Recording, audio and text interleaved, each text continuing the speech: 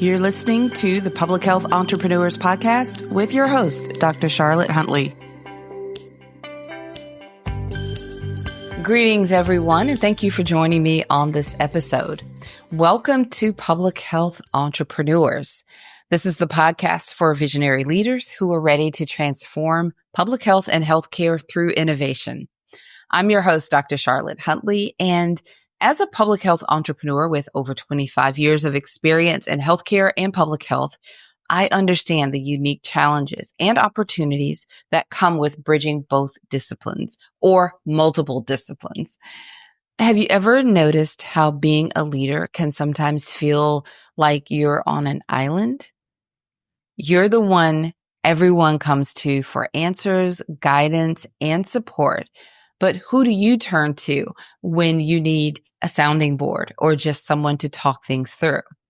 It's a common challenge that many leaders face, feeling like they need to have it all figured out while secretly wishing they had someone to bounce ideas off of or share their concerns with. The truth is, even the most successful leaders don't go it alone. They figured out something critical. Building a strong support system isn't just helpful, it's absolutely essential for sustaining leadership and for personal growth. Let's talk about how you can create that kind of support network system for yourself.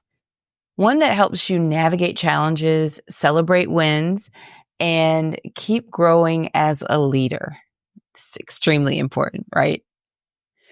All right, so in today's episode, we're going to take the discussion from our previous episode about the lonely journey of the high-functioning leader a little further to discuss finding your support system. Now, there are 4 things that I'd like for you to consider. Usually I say 3. Today I'm saying 4. The first point is the importance of understanding leadership isolation. Common challenges of being the go-to person, the burden of always having answers, impact on personal and professional growth, and signs of leadership burnout. The next thing I want to point out is the importance of building support systems. The types of support needed, finding mentors and advisors, creating peer networks, and establishing professional boundaries. The next thing, number 3 here, I want to point out is the importance of creating safe spaces. The importance of vulnerability in leadership, building trust in professional relationships, finding and joining mastermind groups, and creating your own support circle.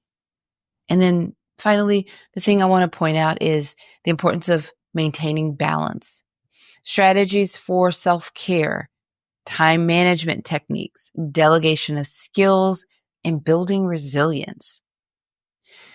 Now, we touched on a lot of this in the previous episode, so make sure that you listen to that. But here are some down-to-earth approaches to getting started. Take 15 minutes this week to map out who's actually in your corner right now and think about who you turn to when you need different kinds of support, whether it's bouncing ideas around or just venting after a tough day. Keep it real by setting up regular coffee dates or video calls with people that you click with personally.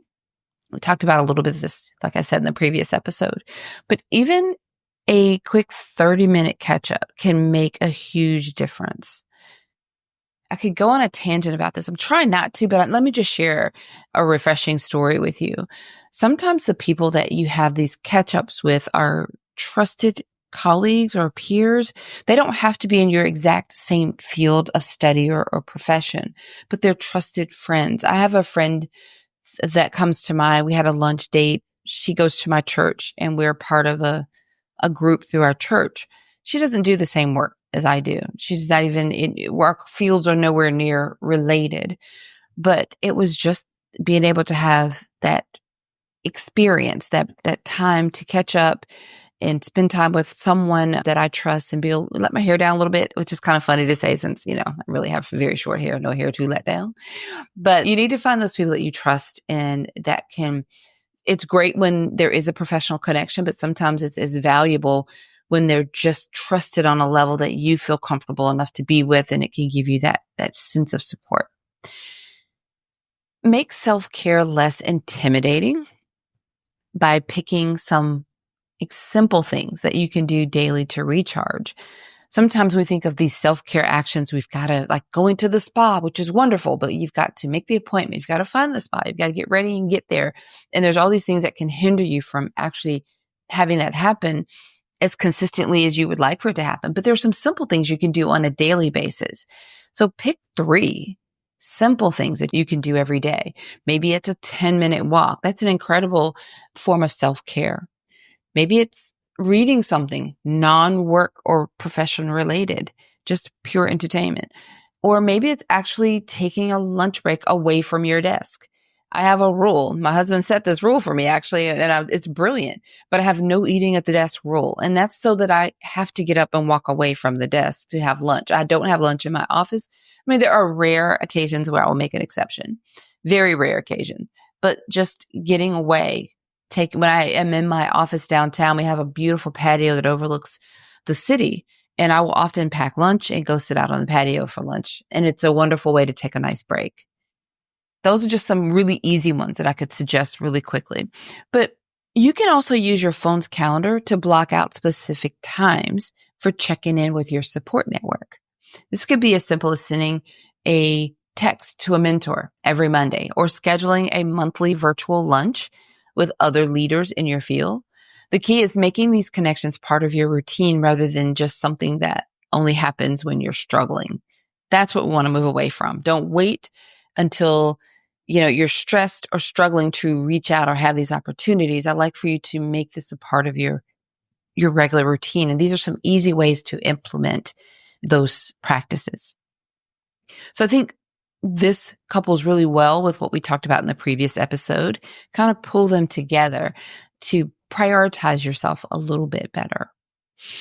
I'd like to remind you that I have 2 ways to support you on your public health entrepreneurial journey. If you're looking for personalized guidance, then let's work together one-on-one. As someone who understands the unique challenges of being an interdisciplinary leader, I can help you turn your innovative ideas into reality. Or if you are ready to join a community of high-functioning leaders like yourself, consider applying for our premium mastermind group program.